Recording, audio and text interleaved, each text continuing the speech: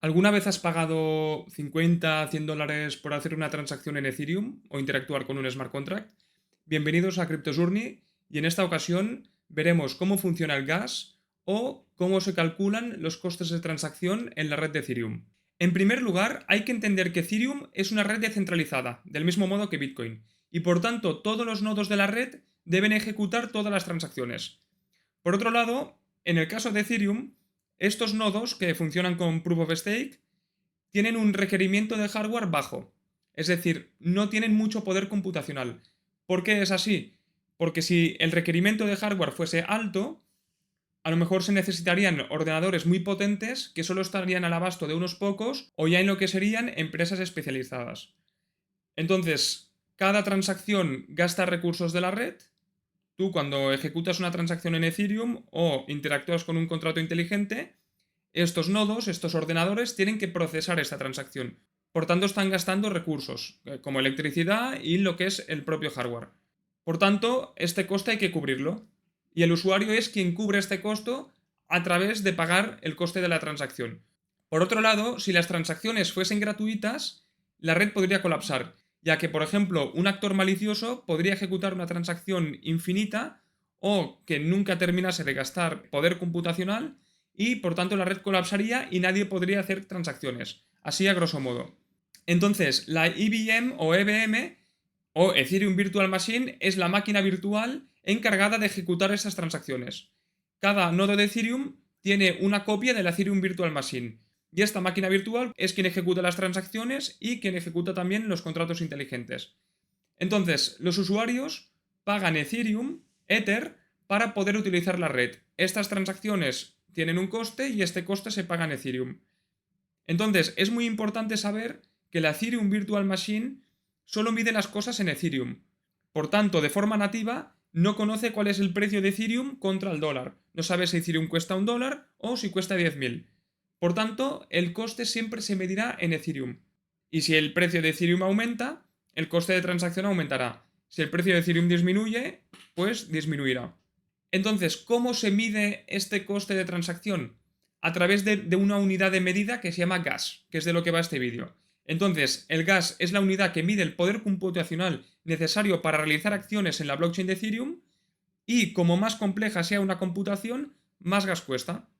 Por ejemplo, enviar una transacción siempre costará 21.000 gas, unidades de gas. Luego veremos cuánto es esto en euros, etcétera. Pero para que os hagáis una idea, una transacción gastaría 21.000 unidades de gas y, por ejemplo, una interacción con un contrato inteligente suele rondar las 100.000 unidades de gas, aunque esto dependerá del contrato inteligente en cuestión.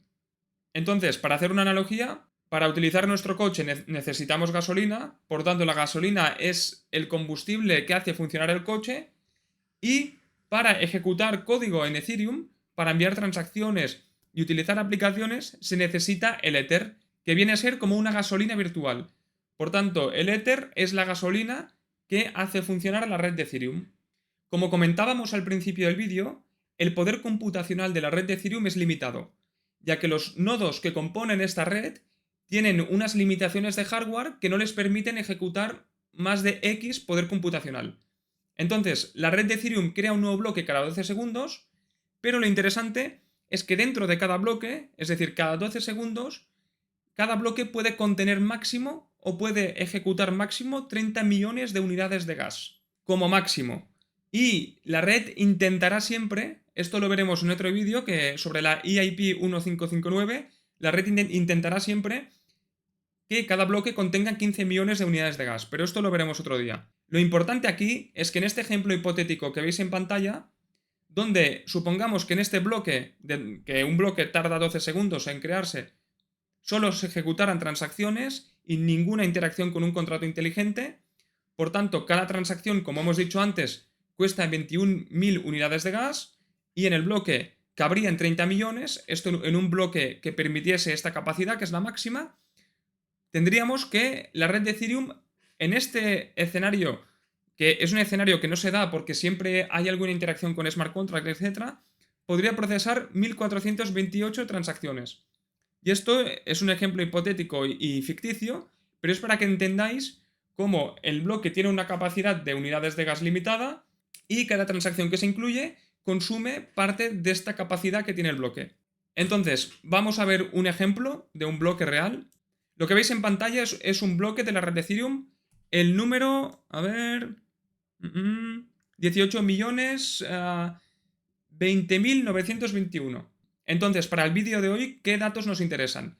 En primer lugar, aquí en transacciones, en este bloque contiene 275 transacciones, por tanto de 21.000 unidades de gas cada uno, y 153 interacciones con contratos inteligentes, que cada uno, o el coste de gas de cada uno variará según el contrato y la complejidad que tenga. Por otro lado, este bloque se creó en un momento con mucha actividad en la red, ya que el coste del gas, que esto lo veremos luego, estaba en 100 y pico, que es bastante, y por otro lado, el tamaño del bloque estaba prácticamente al máximo. Que esto quiere decir, como insisto, que hay mucha congestión en la red, aunque esto lo veremos más detalladamente en el vídeo de la EIP 1559, que vendrá próximamente. Y como curiosidad, para los que visteis el vídeo del otro día de que Ethereum cuando se utiliza se quema, pues en este bloque se quemaron 3.1 Ethereums. Es decir, en 12 segundos se destruyeron 3.1 Ethereums, lo cual serían unos $6.000. Algo muy saludable para la red. Visto este ejemplo, pasemos al siguiente punto. Ahora veremos cómo se calcula el coste de transacción en Ethereum o en dólares. Os adelanto que es mucho más sencillo de lo que parece. Básicamente es multiplicar el coste del gas, que serían, por ejemplo, los 21.000 unidades para una transacción normal, y el precio del gas, que se mide en Wei o Gigawei. Entonces, el coste del gas varía según la complejidad de la transacción, como hemos visto, y el precio del gas según la congestión de la red. Si hay mucha gente que quiere transaccionar, el Wei o el Gigawei aumentará. Es decir, cada unidad de gas será más cara. Si hay poca gente que quiere transaccionar, el coste de cada unidad de gas disminuirá. Ahora lo veremos. Entonces, como comentábamos, una transacción en Ethereum puede costar 21.000 unidades de gas y un swap en Uniswap, que es una interacción normal con un contrato inteligente, puede costar hasta 200.000, lo cual, como podemos ver, es casi 10 veces más. Por otro lado, la congestión de la red se mide en gigaways. Un gigaway equivale a 0.801 Ether. Es como, por ejemplo, un Satoshi para Bitcoin, que ahora no me acuerdo cuántos Satoshis eran un Bitcoin, pero en este caso son las medidas que veis en pantalla. ¿Cuál sería un ejemplo? Queremos hacer una transacción en Ethereum con un coste del gas de 50 Wei y un precio del Ether de 1.635. Como veis, arriba a la derecha en la pantalla. Entonces, ¿qué haríamos aquí? Primero el coste de transacción, que son las unidades de gas, 21.000, por 0.801 multiplicado por 50, ya que es el coste del gas. Por tanto, tenemos 0.705 y lo multiplicamos, lo que nos daría 0.00105, que es el coste de la transacción en Ethereum.